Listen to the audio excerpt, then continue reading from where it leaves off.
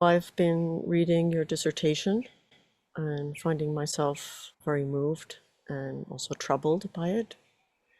And sexual abuse in a monastic context is extremely difficult to discuss at all, much less publicly, and abuse of children even more so. And I want to recognize your courage in opening this conversation around this. And before you tell us about the phenomena that you studied in Buddhist monasteries in Sri Lanka, I wonder if you could share with us some of what motivated you to make this the topic of your PhD thesis and to bring this out into the open. Yeah, absolutely. Um, uh, Doing a PhD level or doctoral level studies has been a kind of a concept in my head for like over 5 years before I started it in 2019.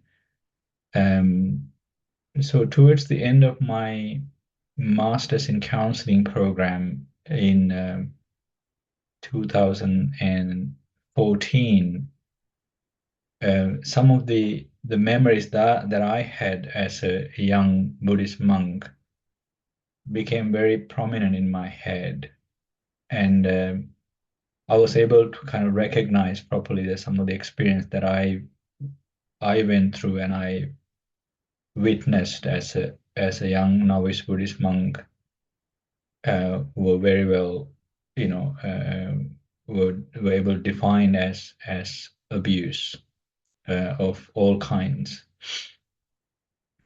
Um, so at that around the same time, I started a sort of a ground level sort of conversation at a grassroots level with the monastic members that I grew up with, that I had a familiarity. Not knowing exactly what to do, I was more looking at the situation uh, then as a sort of qualified psychotherapist, and also not knowing necessarily what to do with it and to see whether others saw what I saw as what I saw. Um, and then a few years passed by, and then I had a major bereavement in my family, losing my dad. Um, that was a kind of moment of reckoning for me to do something about this a little bit more in a substantial way. And then I thought of how about doing this as a research. Although I had done some informal survey, without any ethical approval or anything like that, because I was giving uh, I had the opportunity to give a couple of talks at um, among sort of monastic universities in Sri Lanka, and I was able to address this in a subtle way, and I was able to distribute a like a questionnaire and ask uh, in a direct but in a polite way if they had any experiences like that, and there was more than 50% of them indicating that they had abuse, including sexual like abuse experiences in them, and some had chosen not to answer the question. So, not that I didn't know that it was widespread, but I also wanted to see what's the trend at the time, because that was uh, about 10, 15 years later than my time as a young novice monk. So the trend was still very much alive. So then I began to formulate a PhD style research proposal, sent it to a couple of universities until I got this interview with the Canterbury Christchurch University, and met these really concerned supervisors that were very kind and compassionate to work with me. So that was kind of broader background before I did like a formal study.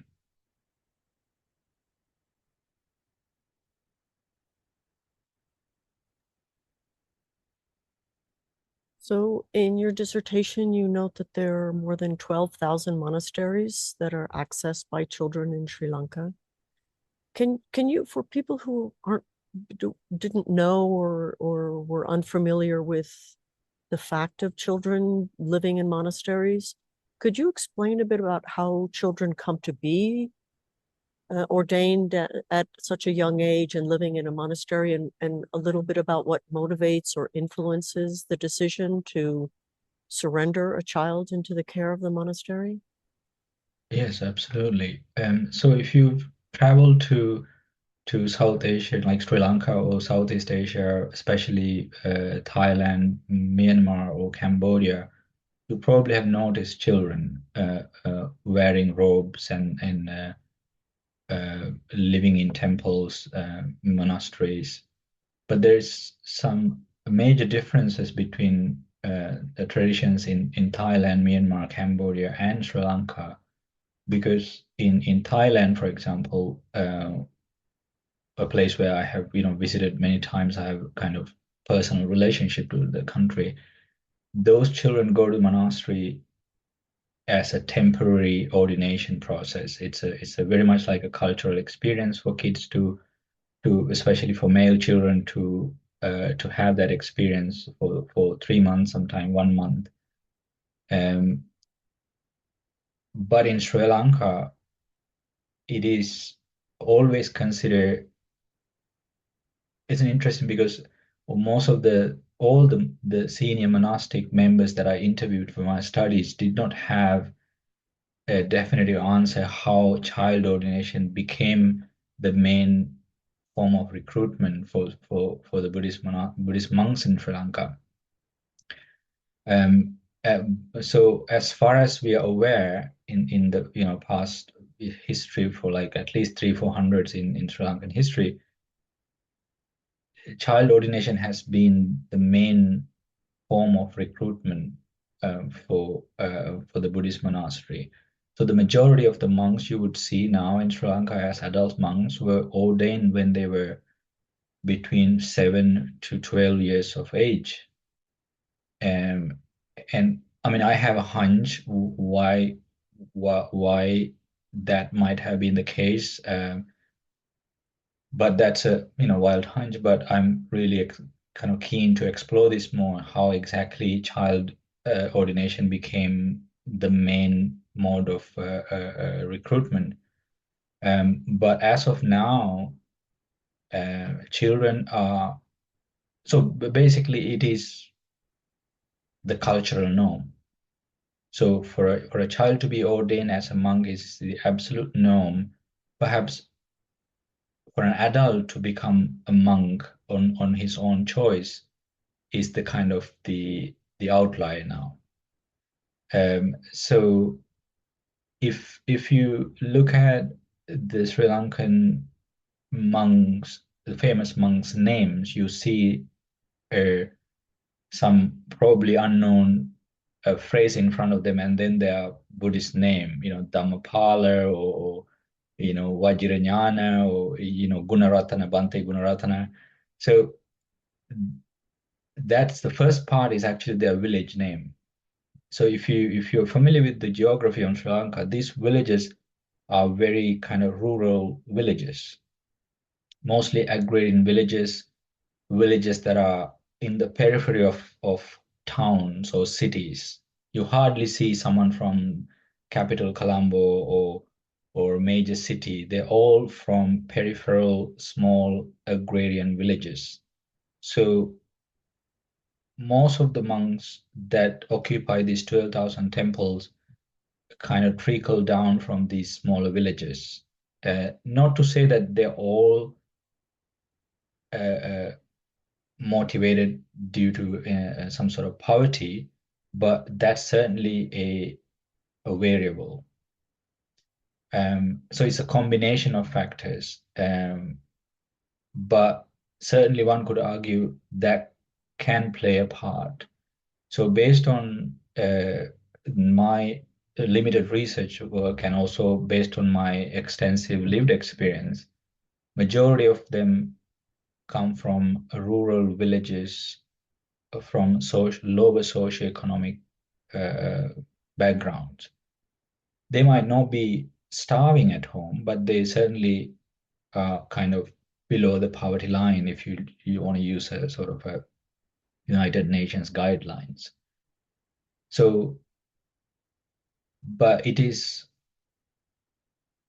but no one would necessarily acknowledge that I donated my child because I can feed them unless they were orphans, which happened like during the Civil War, where there's a border villages between the northern Tamil villages and the Sinhalese villages, where parents were killed by the terrorist attacks or things like that, and children ended up in monasteries. But that's very rare now, and that's those children probably have grown up now.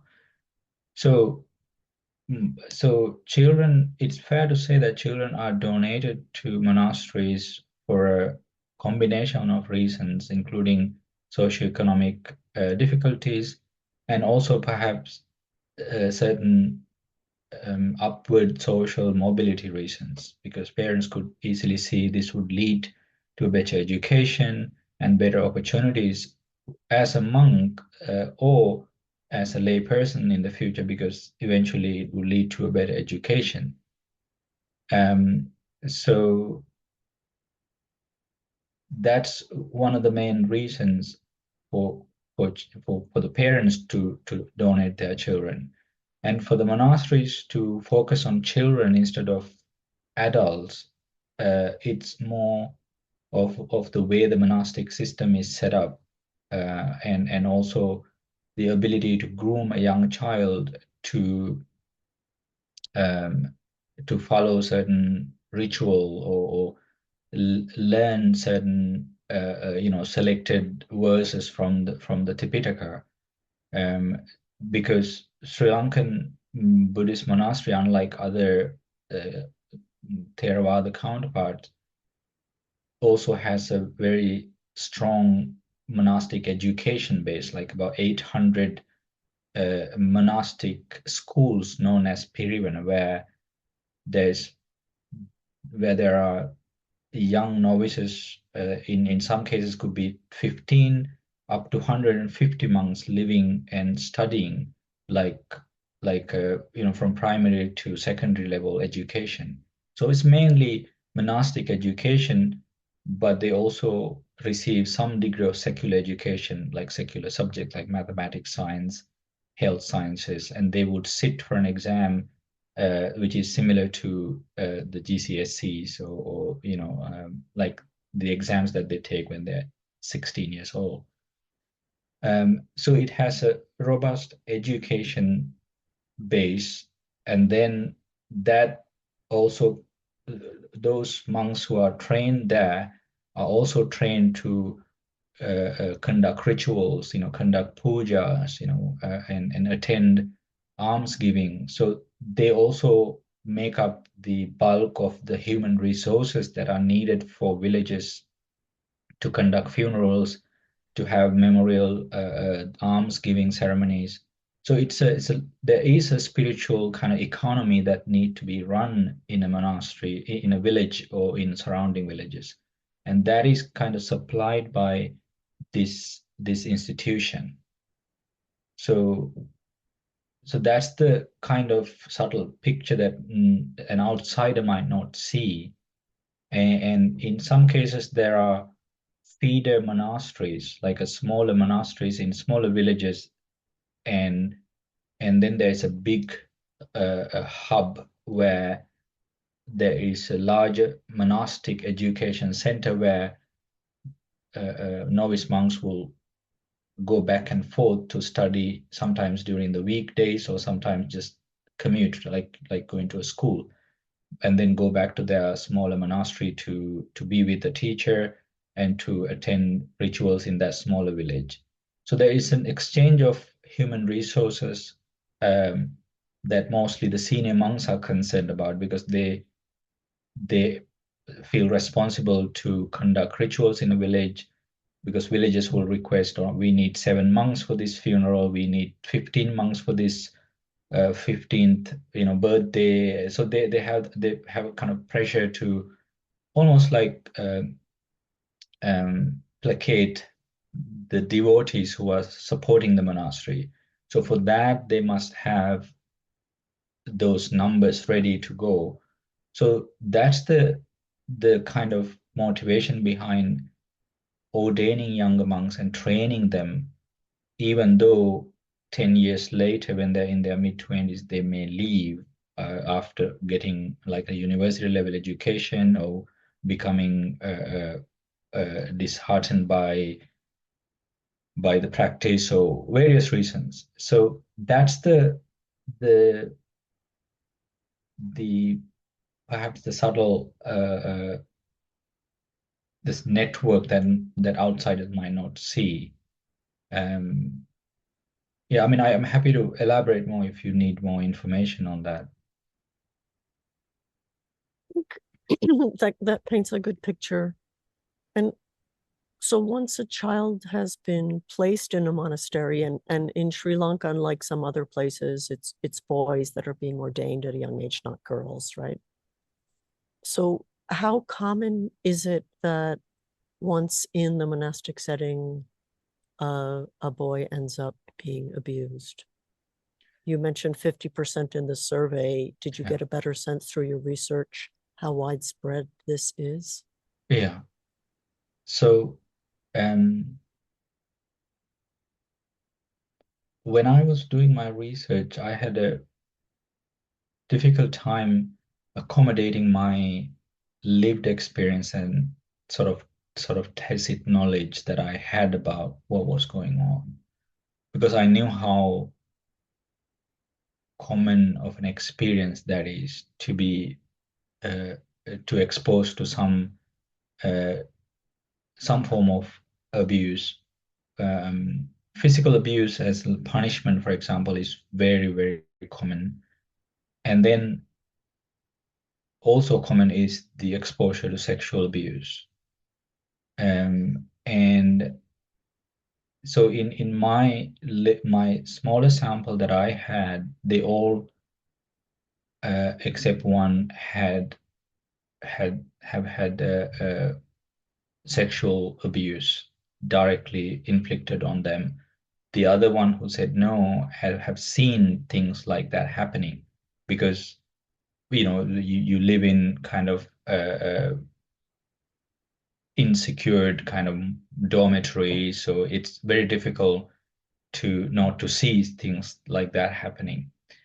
And some of these abusive acts can be kind of what you might see as sexual misconduct between novice monks who are experimenting their sexuality because they grow up as children, they go through puberty as monks, and but at the same time, those who exhibit such behaviors are more likely to be groomed and abused by someone older to them, whether could be a senior monk or like a significantly senior, including a teacher who ordained them. In my personal experience, that was the case, and also then there could be monks some who are 10 years older but not necessarily a teacher, because they don't have any other perhaps alternative to express their sexuality. And in some monasteries I've seen, it's almost like a like a in Greek civilization they say they had this uh, almost like a couple, like a adult male and an adolescent boy living like a couple. I think the term is pederasty, or along that line, which was acceptable in Greek society, they say, and something very similar to that practice, but it's very hidden behind the closed doors. It's very much known in an implicit way among the community. Like this novice is reserved for that senior or somewhat senior monk. So they have like kind of understanding or relationship that goes on. So it's very hard to quantify these things. So based on the little evidence that I have, it's almost like a normalized direct experience. And I tried to speak to many senior monks about, like, ask them what was their take on this, and I was not successful in getting a formal interview. So most of my conversation ended up just having a chat and saying, I'm doing this research, would you like to participate? I was a former monk, I kind of know what's going on, but would you like to tell your version of, or your take on, as a senior monk? And there was one famous monk, I should not mention his name here, but very famous, like nationally known in television, and like a very well sought after preacher, and kind of normalized in a giggling way, saying that this is uh, there are a lot of sort of vulgarish slangs that people use to describe sexual act between men and men, or boys with men and boys. Um, so he kind of referred to the fact that, the sage who brought the Buddhism to Sri Lanka, according to the legends, he landed on a plate of rock in the central north central Sri Lanka when the king was on a hunting trip on a full moon day, and he landed on this plate of rock to give him the message of the Dharma. Uh, so he said it's as old as even the great sage landed on a plate of rock, and the plate of rock is referred to the legs, because the most sexual acts are kind of performed, by rubbing the genitals in the legs. So for him, it was like, this is our thing. This is and it also among lay people, it is considered like they call it temple play. So when a young child is ordained by a senior monk, the people sometimes assume that this is what's happening. But they are very subtle and not acknowledged in a concerning way in the literature, or in any safeguarding discourse, or any ethical or moral discourse. So that's this kind of puzzling dynamic of it. So I think if you're looking at, like, in hypothesizing way, let's say you're going to do a case study, and if you come up with this uh, um, case propositions, right? In case studies, you want to come up with propositions, like in other studies, hypotheses. So I would be willing to come up with a proposition that say almost all the novice monks experience some form of sexual abuse during their first 5 years of being a novice monk. So my challenge would be to go through and do a study and say, no, I was wrong. So that's my personal experience, as well as my vicarious experience, and also suggested by the literature, both formal and informal literature that I. So it's a very, very common experience. However, I think if I can go on a little bit more, um, it should also be understood in the context of the broader sexual discourse in Sri Lanka, where a male child who's abused does not attract the kind of same sympathy or the sensationalism that a female child would attract, because of the concerns around, or concept around, virginity or purity and all those things. It does not attract that much of attention. This has also been the case with Catholic Church, but it's more so in Sri Lanka. It is not considered a serious incident that is notable, because it won't trace a mark, as they say. but it will be interesting to find out now, because now there is an increasing trend of female novices being ordained, and there are a lot of nunneries coming up, and they also have the approval of the education ministry to open monastic schools for young novice nuns. So that could be something to explore in the future studies. I think let's just take a moment, and shift away from the phenomenon in general, which we do want to try to understand how it came about and what can be done about it. But to just to think for a moment about the long-term impacts of both sexual abuse as a child, but also living within a system or an institution or a society that has this tacit knowledge of it. What can you talk about what the impact of that is over the course of the life of a monk or former monk? Yeah, yeah. Um,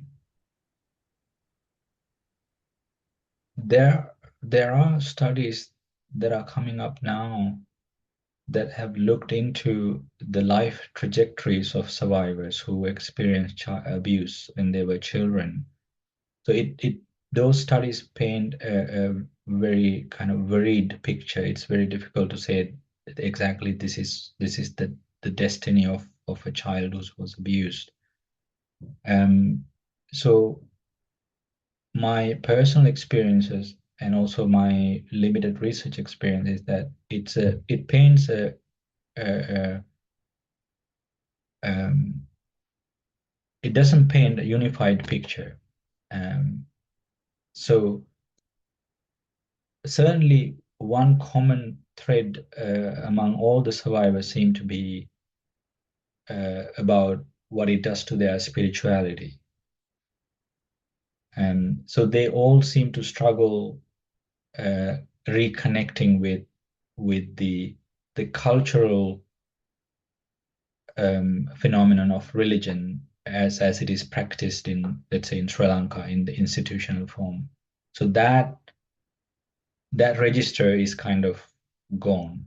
So they are not able to fully participate. I'm talking about the novice monks who were abused and then grew up and then left the monastery, now living as lay people. Uh, some have married and raising families, some are not.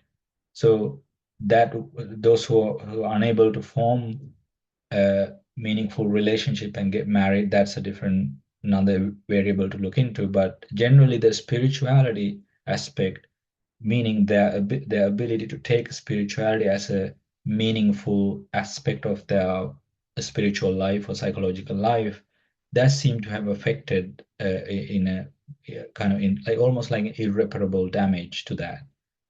That doesn't seem to, like it's completely gone blunt. um, they would certainly oblige, if there is a alms giving ceremony, or if there's a funeral in the house, they would follow the rituals as it is expected by the culture, but not necessarily feeling and having a deep spiritual connection to that activity, like a layperson who never had an abusive experience would do, meaning they have the faith or the shraddha in doing that.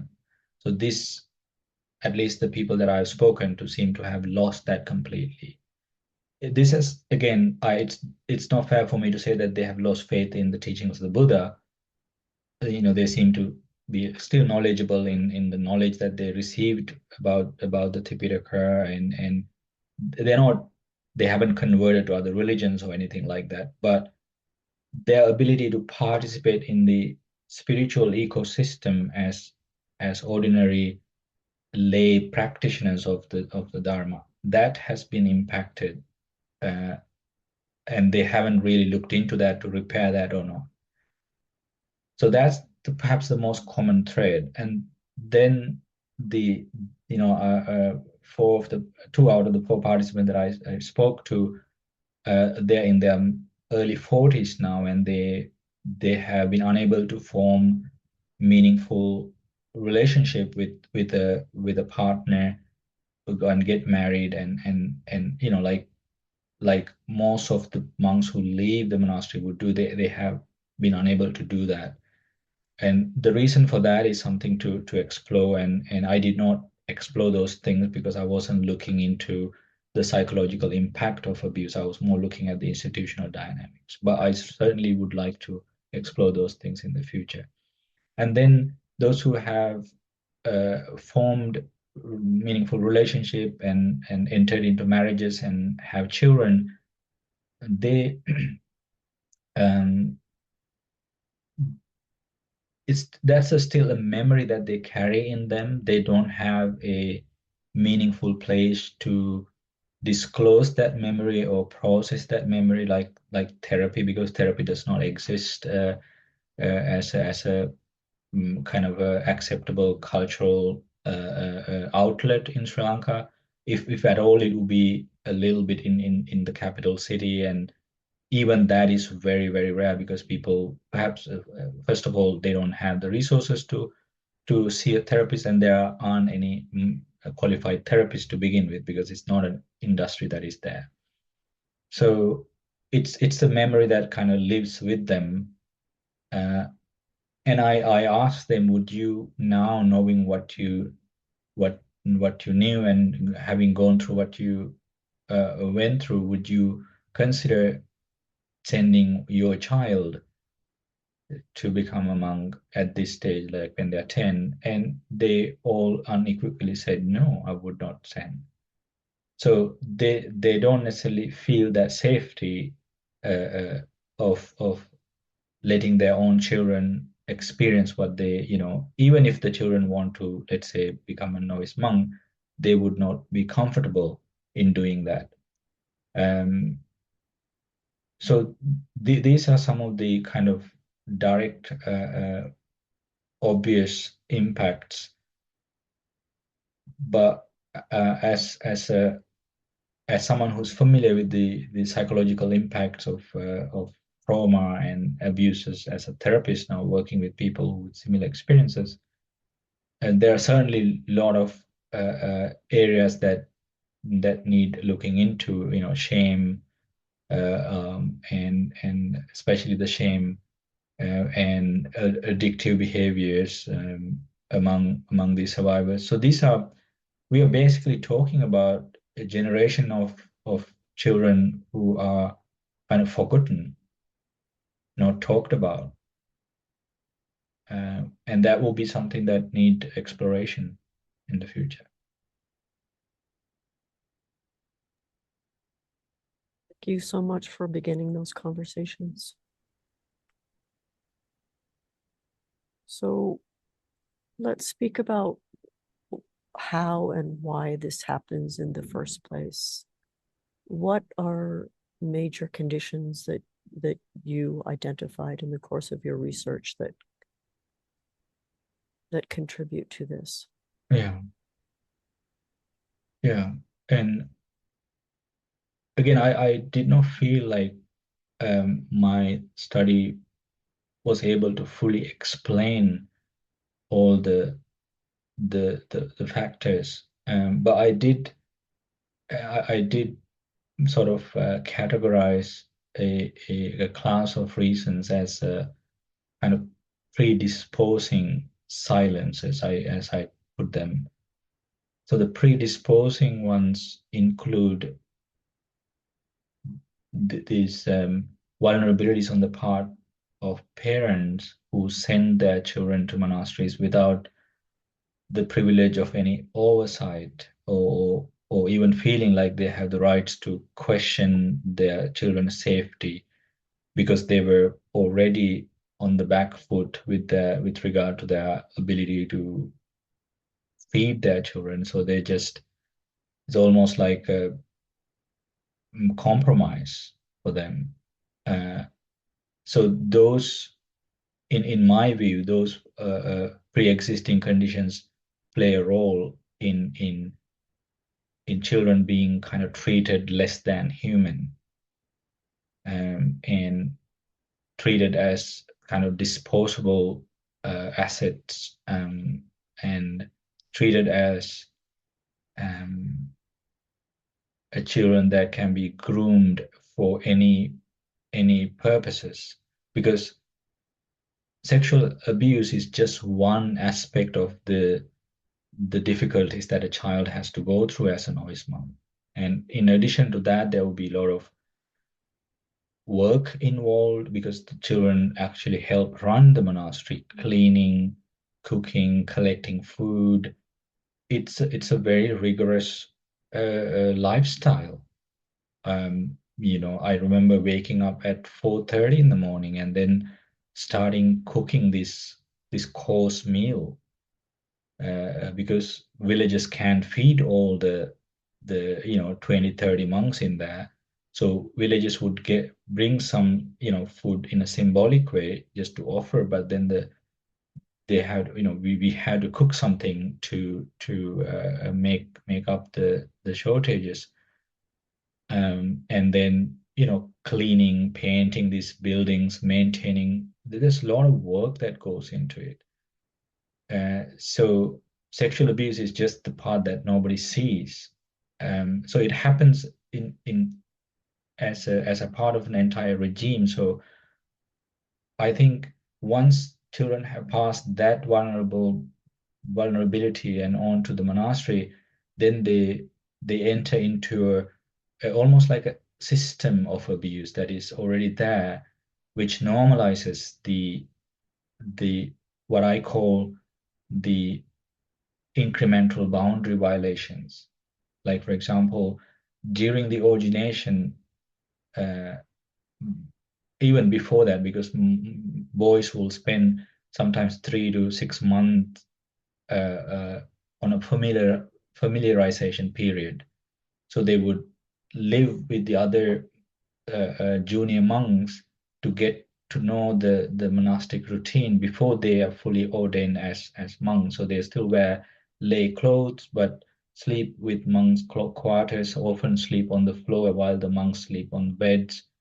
And so, but they're exposed to all the things that are going on, and normally they don't wear underwears, they wear sarongs, and so when children wear sarongs, they can keep it together. They often end up being naked on their sleep, and they don't wear underwears. So so oftentimes their bodies are exposed and they're seen by others, sometimes being touched or ridiculed, or sometimes abused in their sleep. So that's the kind of induction into it. And then when they're ordained, they they don't know how to wear the robe, so someone else would, a senior monk would help them wear the robe, so they get to see their genitals, sometimes get made fun of or touched. So it gets there are a lot of boundary violations that no one else would be able to see from outside. So there's infinite amount of opportunities for boundary violations. And then that normally novice monks are not allowed to, some monastic quarters don't even have doors in the rooms. If they ever have doors, they're not allowed to lock them. Sometimes not necessarily needing to abuse them, but it's a form of control, because locking the door would be drawing a boundary, and you're not supposed to lock the door. You must have access. The senior monks must always have access to. So, and then oftentimes at night, when these children, go into deep sleep at night because they're tired sometimes, get abused, and then after a while, when they reach puberty, because they also confused with their own sexuality, they can be groomed to almost like have a relationship with a particular senior monk, and can be taken to their sleeping quarters and sometimes could sleep with them. So I think the institutional culture is the main reason that these abuses tend to kind of perpetuate. So in a way, I kind of mentioned two factors here. One is the predisposing factors, and then these factors that are the institutional ecosystem perpetuate those factors. So you describe poverty as a predisposing factor, and also the status, which elicits trust and a deferential posture on the part of parents and other community members who might otherwise be counted on to be looking out for the child's welfare. And also this subculture, which is very much part of standard Buddhist monasticism, in which there's a teacher-student or, you know, master-apprentice sort of relationship that takes place in monastic contexts, in which older men are given absolute authority and control over prepubescent boys. Yeah. Do you see any other ways that what are standard and accepted Buddhist teachings from the Dharma or the Vinaya are feeding or being used, or even what some scholars call weaponized, to make this abuse possible?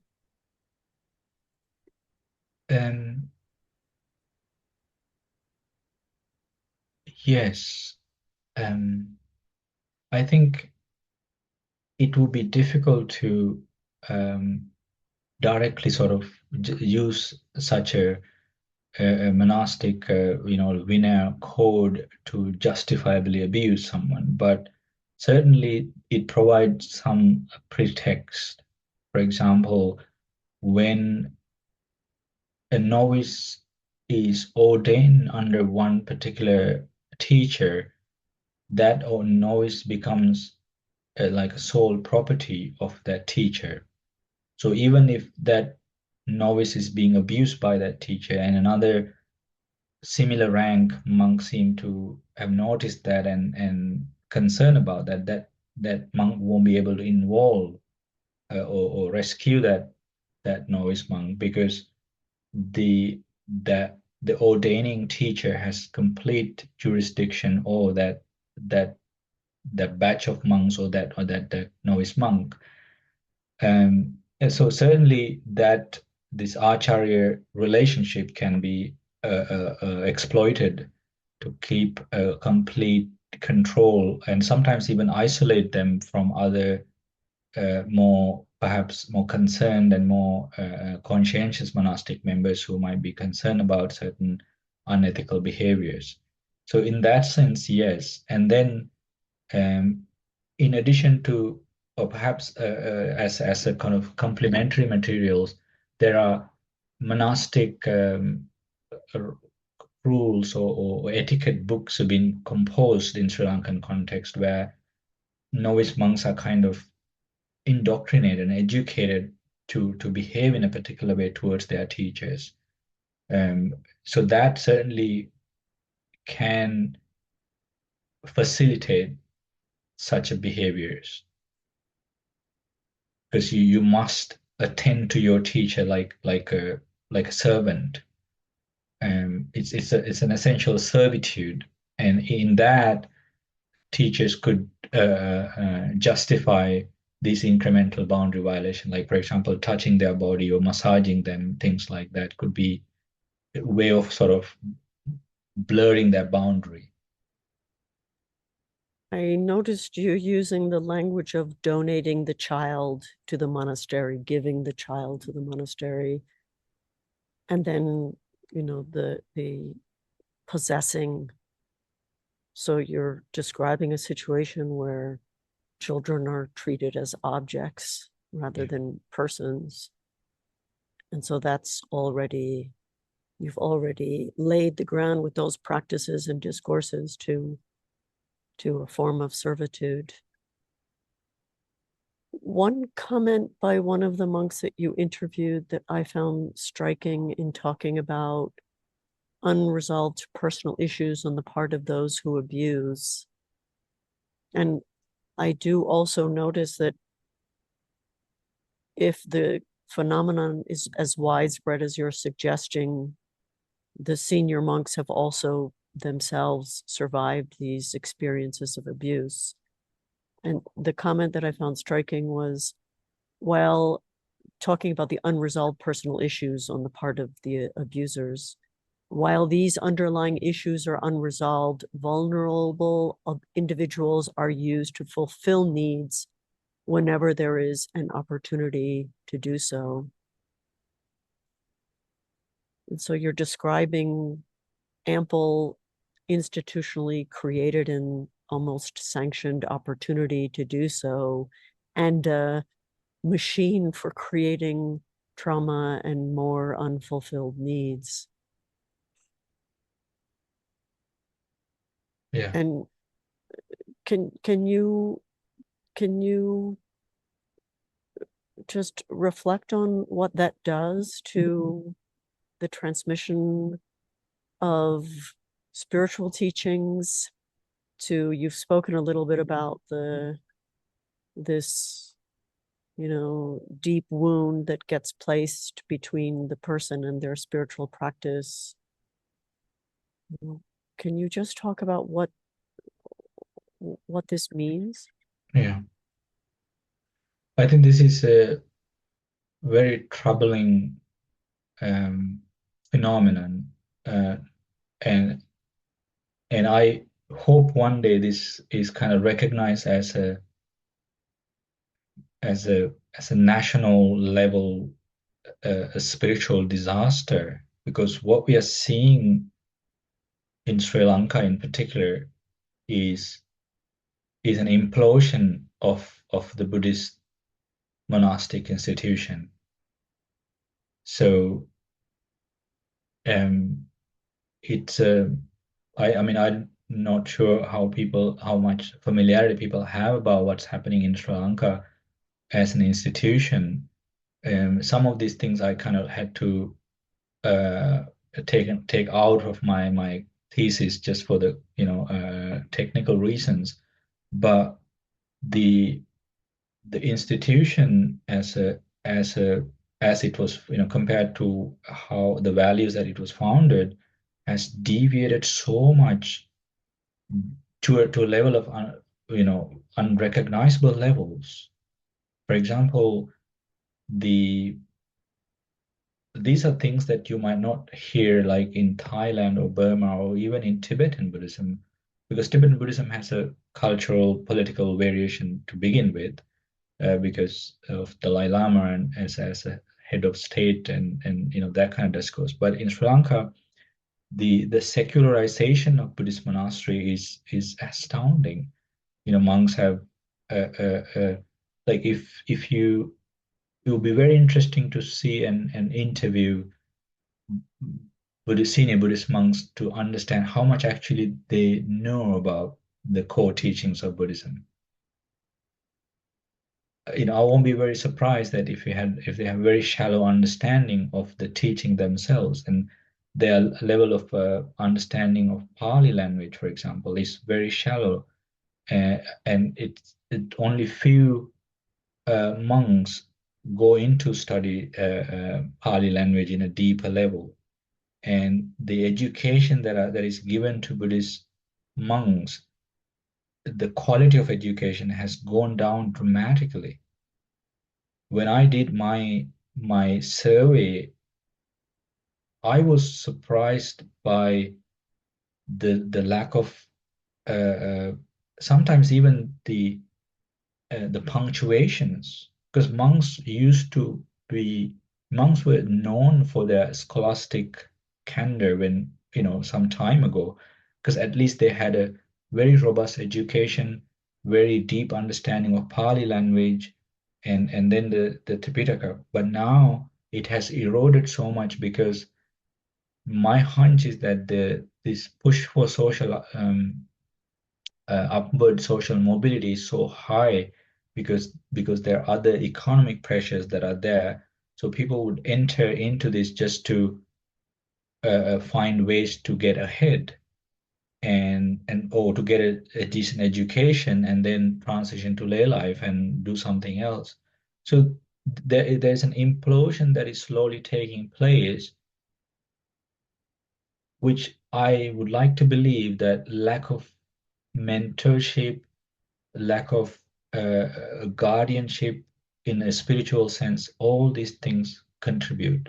And if I were to do an autopsy on my own trajectory as a monk and my departure from that, that's what I would attribute to. Not having a mentor who would have been able to respectfully guide, first of all, win my respect and then respectfully guide me to the next level of my studies. I studied Pali and Sanskrit up until my advanced levels, so, but there was no purpose for me after that. So most of these young monks are extremely confused about their identity, their spirituality, their future trajectory. They don't seem to have a purpose. So it's an imploding institution that we see through monks joining political parties, having a lot of scandals, uh, taking part in these protests.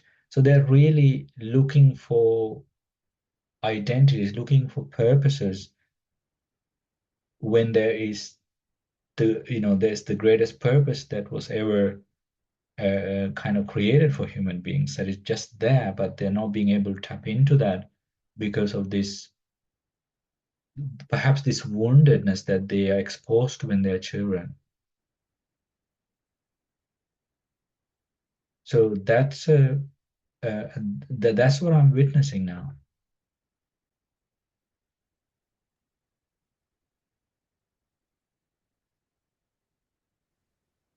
And just take a moment to acknowledge the magnitude of Yeah, what you're describing.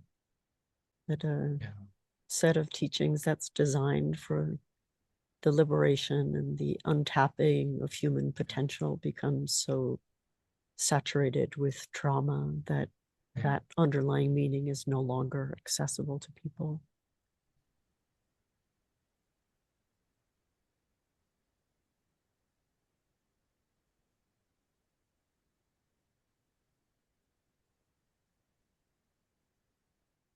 Well, maybe just to reflect on for yourself, knowing everything that you know about what goes on in those communities and having your own personal process to have worked through. You see their images of the Buddha behind you. And I know in my own case, also having come to know a great deal of abuse that takes place in Buddhist communities, I still honor the Buddhist teachings and yeah, orienting my life through them and appreciating everything that the Buddha Dharma has to offer. And I just wonder for yourself,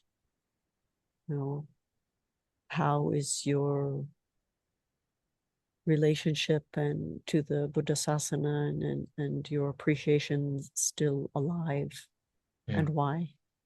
yeah, yeah. I think I um,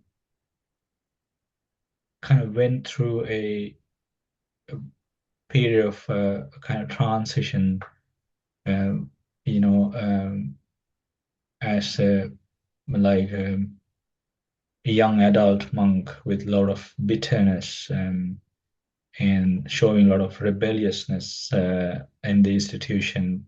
And I later understood these were my reactions to what I've experienced and could not understand fully. Um, but after I was kind of rescued from the first monastery, I was lucky to have a very respectful teacher as my second teacher. But even with him, uh, it was very difficult for him to kind of contain what has happened and my disillusionment. Um, and then in a strange way, towards the end of my monastic life, just before I gave back the vows, I felt more congruent with the message of the Buddha, and I realized that I wearing the robe does not necessarily mean it wasn't the only form to practice the Dharma. Especially if the robe has become a burden to me, it would be the best for me to give it back and embrace the Dharma in a way that is kind and compassionate to me. And once I folded the robes and gave it back to them and observed the five precepts as opposed to the higher silas and all that, I felt so much lighter in so after so many years. And now, I still share Dharma with other people, um, and also incorporate to my psychotherapy practice. People kind of seek out my service because I was a Buddhist monk. Um,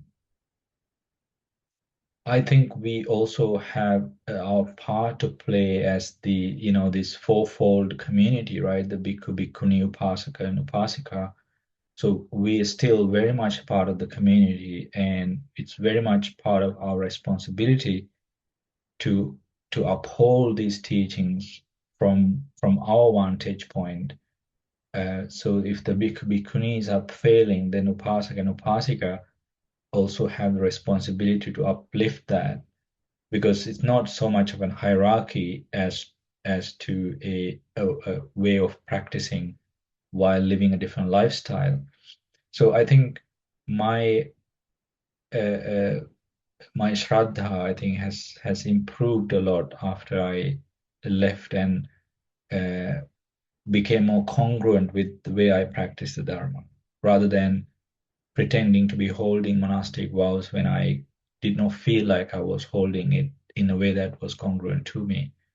So that was a powerful realization for me that brought me closer to the teachings of the Buddha. So all the meditation, even remembering all the things that I learned to remember, it make more sense to me. And in fact, I remember more than I could recall when I was a monk now. So it's and I certainly know in my experience, in like an existential experience, that the robe or living monastic convention is just one way of doing it. And I just don't have an attachment to that identity as a monk anymore. But I certainly don't want to forget anything about this gift of the Dharma that I received, having born into the culture that I've born into. And that's something that like a heritage that I want to pass on to my own children now.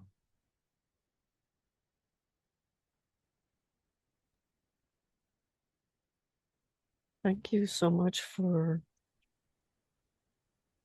being not just courageous, but so congruent with yourself and with the Buddhist teachings. And I think not only are you passing along the heritage, but your